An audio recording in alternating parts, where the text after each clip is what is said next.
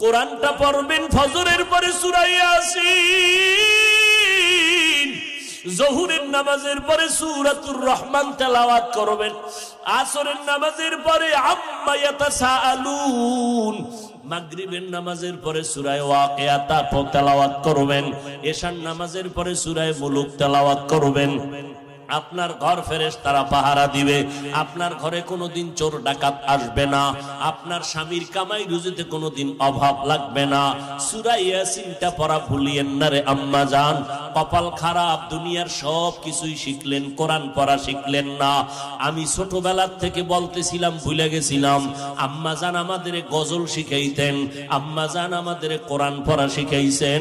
ও পর্দার আড়ালের আম্মা জান, কেন কোরআন শিখলেন না রে মা? কোরআনের মতো আর এত মধুর তেলাওয়াত কই পাইবে?